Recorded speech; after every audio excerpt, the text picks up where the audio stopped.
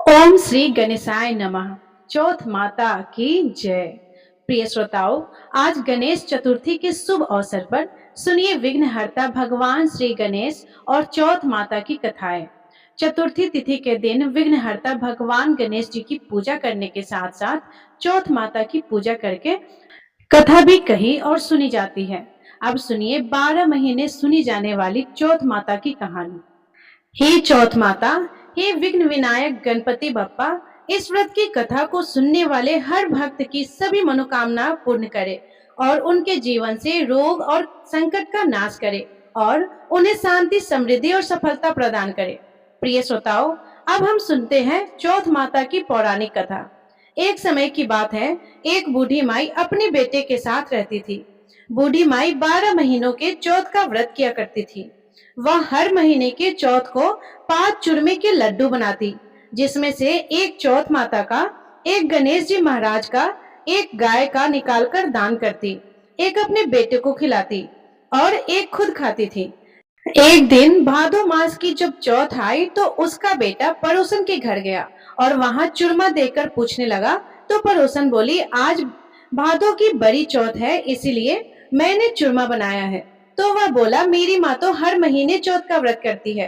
तब पड़ोसन बोली, तेरी माँ तो चौथ का व्रत नहीं करती, उसे तो देसी घी के लड्डू खाने की आदत हो गई है, तो तेरी मेहनत की कमाई बर्बाद करती है, सारे लड्डू खुद खा जाती है और तुझे खाने के लिए एक लड्डू देती है।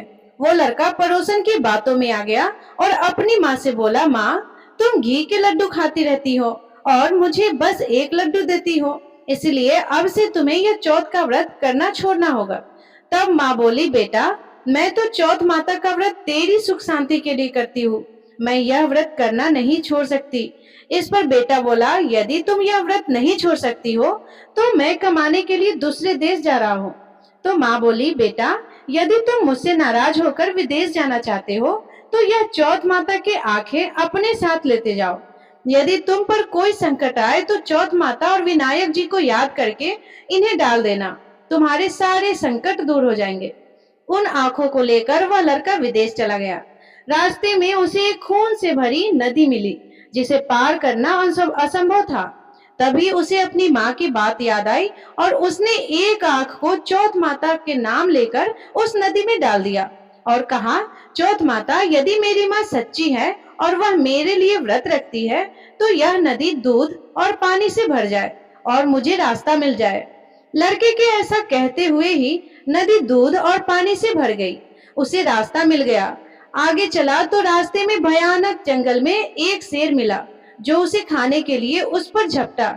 उसने एक आंख चौथ माता को याद करके उस शेर की ओर फेंक दिया। शेर भी पीछे हट गया। आगे चलकर एक नगर में पहुंचा तो उस नगर के राजा के यहाँ रोज एक मिट्टी के बर्तन में अलाव पकता था।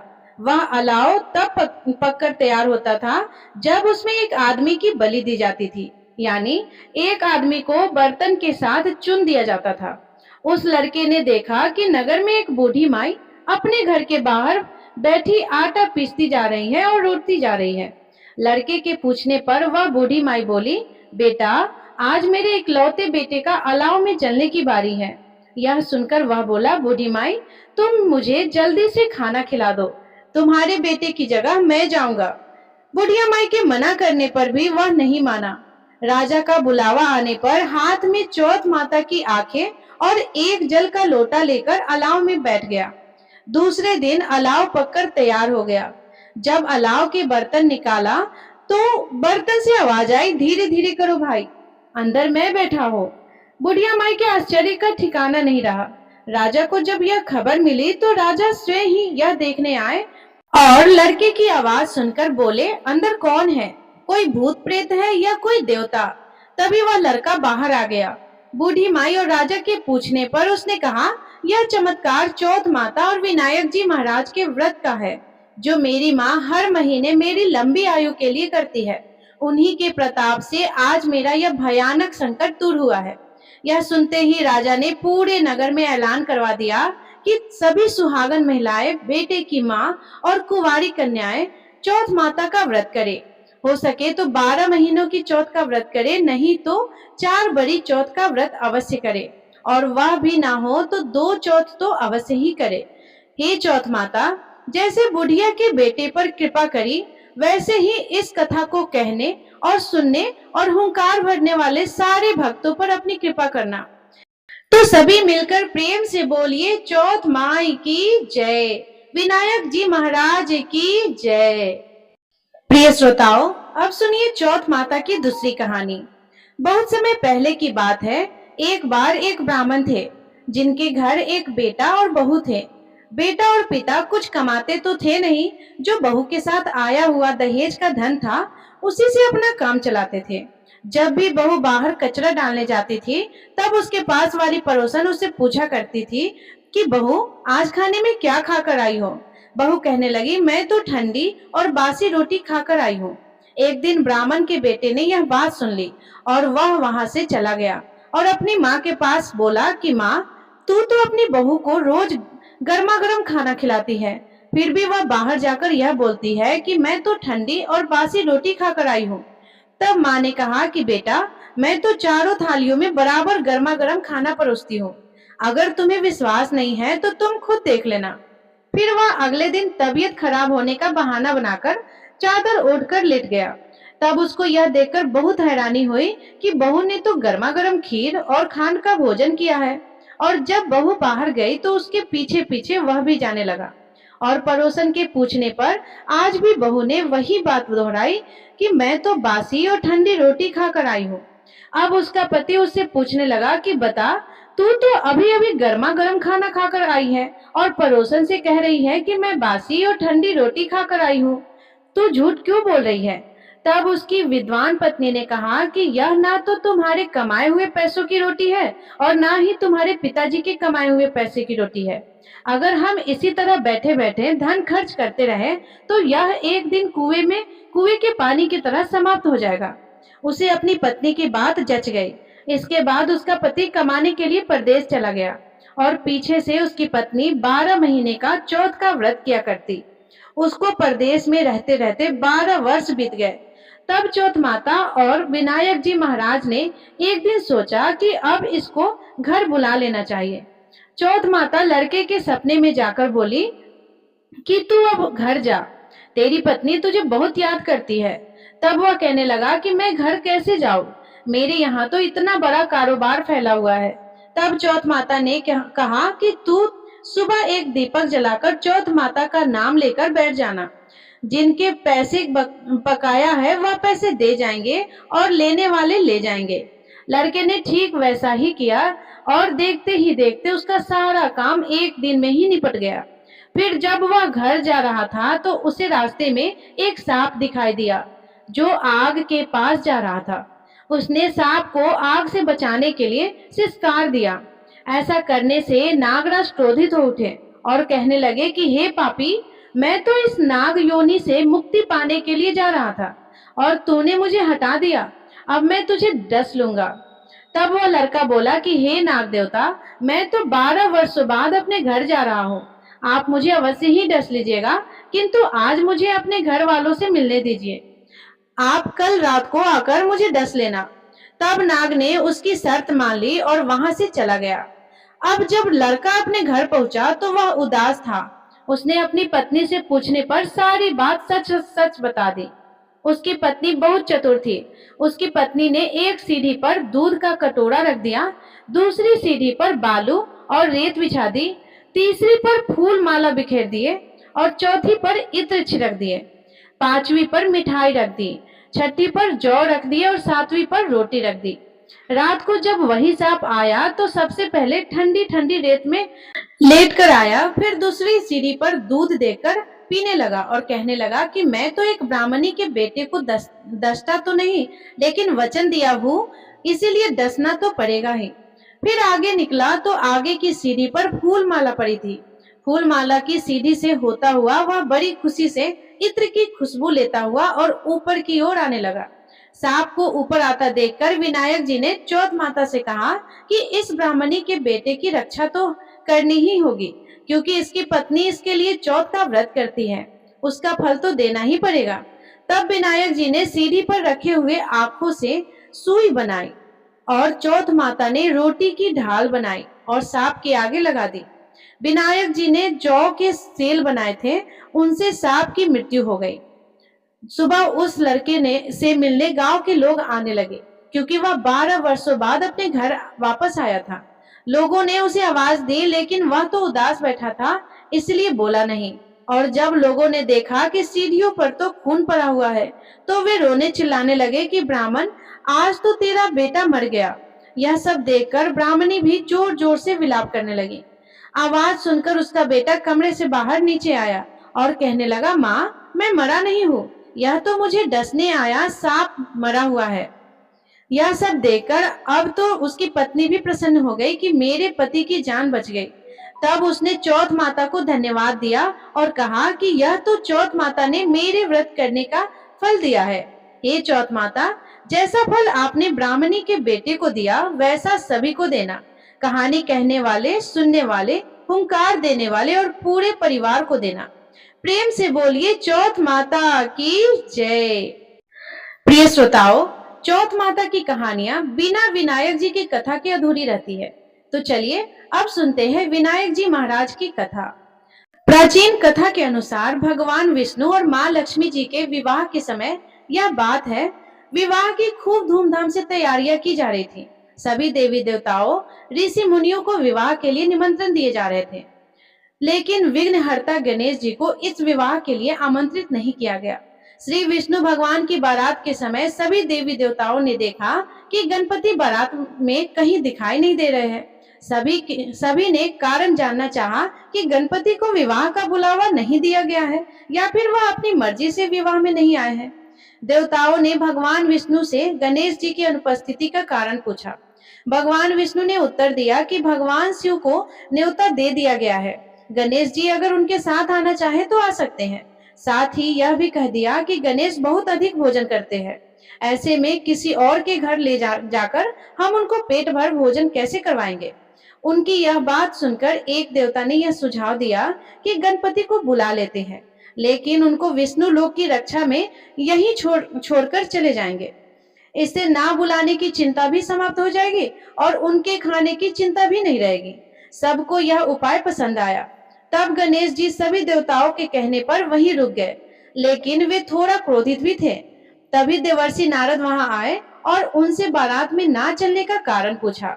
गणेश जी ने कारण बताया, यह कहा कि वे भगवान विष्णु से नाराज है। तब देवर्षि ने गणेश जी को कहा कि बारात के आगे अपने मूषक सेना को भेजकर रास्ता खुदवा दो, तब सबको आपकी अहमियत समझ में आएगी। फिर क्या था, पूरी मूषक सेना ने गणपति की आज्ञा मिलते ही बारात के आगे की सारी जमीन खोखली कर दी, जिस कारण से भगवान विष्णु का रथ वहीं जमीन में धंस गया। बहुत कोशिश करने पर भी कोई भी देवता उस रथ को गड्ढे से ना निकाल सके। तब देवर्षि ने देवताओं से कहा कि विघ्नहर्ता गणेश जी को क्रोधित करने के कारण ऐसा हुआ है, इसलिए अब हमें उन्हें मनाना चाहिए। तब सभी देवता गणेश जी के पास पहुंचे, उनका पूजन किया। इसके बाद रथ गड्ढे से निकला, लेकिन उसके पहिए टूट चुके थे। अब देवता फिर से सोच में पड़ गए कि अब क्या करें। पास के खेत से खाती को बुलाया गया। खाती ने गणेश जी की वंदना कर पहिए ठीक कर दिए, जिसके बाद सभी देवी देवताओं को विघ्नहर्ता गणेश जी को सर्वप्रथम पूजने का महत्व समझ में आया। उसके बाद ही विवाह बिना किसी विघ्न के संपूर्ण हुआ। इसलिए सभी को अपने कार्यों को बिना किसी विघ्न के पूर्ण करने के लिए विनायक जी महाराज का स्मरण और पूजन अवश्य करना चाहिए। सभी प्रेम से बोलिए विघ्नहर्ता गणेश भगवान की जय। चौथ माता की जय। हे चौथ माता, जैसे आपने उन बूढ़ी अम्मा के बेटे को दीर्घायु किया, वैसे ही इस कथा को सुनने वाले, कहने वाले और हुंकार भरने वाले सारे भक्तों पर आप अपना कृपा हमेशा बनाए रखिएगा। तो बोलो गणपति महाराज की जय। प्रिय श्रोताओ, अब सुनिए गणपति महाराज की आरती। जय गणेश जय गणेश जय गणेश देवा, माता जाकी पार्वती पिता महादेवा। जय गणेश जय गणेश जय गणेश देवा, माता जाकी पार्वती पिता महादेवा। एक दंत दयावंत चार भुजाधारी, माथे पे सिंदूर सोहे मूष की सवारी। जय गणेश जय गणेश जय गणेश देवा, माता जाकी पार्वती पिता महादेवा। पान चढ़े फूल चढ़े और चढ़े मेवा, लड्डुअन को भोग लगे संत करे सेवा। जय गणेश जय गणेश जय गणेश देवा, माता जाकी पार्वती पिता महादेवा। अंधन को आँख देते कोढ़िन को काया, बांझन को पुत्र देते निर्धन को माया। जय गणेश जय गणेश जय गणेश देवा, माता जाकी पार्वती पिता महादेवा। सूर्य शाम शरण आए सफल की जो सेवा, माता जाकी पार्वती पिता महादेवा। जय गणेश जय गणेश जय गणेश देवा, माता जाकी पार्वती पिता महादेवा। दीनन की लाज रखो शंभु शतकारी, कामना को पूरा करो जगे बलिहारी। जय गणेश जय गणेश जय गणेश देवा, माता जाकी पार्वती पिता महादेवा। प्रिय श्रोताओं, आप सुनिए चौथ माता की आरती। ओम जय श्री चौथ माता, मैया जय श्री चौथ माता। सच्चे मन से सुमरे सच्चे मन से सुमरे, मेरे सब दुख दूर भया। ओम जय श्री चौथ माता। ऊंचे पर्वत मंदिर शोभाती भारी, मैया शोभाती भारी। देखत रूप मनोहर देखत रूप मनोहर, असुरन भयकारी। ओम जय श्री चौथ माता। मैया महाश्रृंगार सुहाग वने ऊपर छत्र फिरे, मैया ऊपर छत्र फिरे। सिंह की सवारी सोहे सिंह की सवारी सोहे, कर में खड्ग धारे। ओम जय श्री चौथ माता। बाजत नौबत द्वारे, अरु मृदंग डम डमरू, मैया अरु मृदंग डमरू। 64 योगिनी नाचत 64 योगिनी नाचत, नृत्य करत भैरू। ओम जय श्री चौथ माता। बड़े बड़े बलशाली तेरा ध्यान धरे मैया, तेरा ध्यान धरे मैया। ऋषि मुनि मुनि नर देवा ऋषि मुनि नर देवा, चरणों में आने पड़े। ओम जय श्री चौथ माता। चौथ माता की आरती जो कोई सुहागन गावे, मैया जो कोई सुहागन गावे। बढ़त सुहाग की लाली बढ़त सुहाग की लाली, सुख संपत्ति पावे। ओम जय श्री चौथ माता। ओम जय श्री चौथ माता। ओ मैया जय श्री चौथ माता। सच्चे मन से सुमरे सच्चे मन से सुमरे, दुख दूर भया। ओम जय श्री चौथ माता। सभी प्रेम से बोलिए चौथ माता की जय। विघ्नहर्ता गणपति बप्पा की जय। प्रिय श्रोताओं, आप सभी को गणेश चतुर्थी की ढेरों सारी शुभकामनाएं। यदि यह कथा आपको पसंद आई हो तो वीडियो को लाइक करके अपने दोस्तों के साथ शेयर जरूर कीजिएगा, और कमेंट में जय गणपति बप्पा और जय चौथ माता अवश्य लिखिएगा। और यदि आप चैनल पे नए हैं तो चैनल को सब्सक्राइब कर लीजिएगा, क्योंकि हमेशा आपको हर व्रत की वीडियो कथा सुनने को इस चैनल पे प्रतिदिन मिलता रहेगा। धन्यवाद। जय गणपति बप्पा मोरया, मंगल मूर्ति मोरया। धन्यवाद।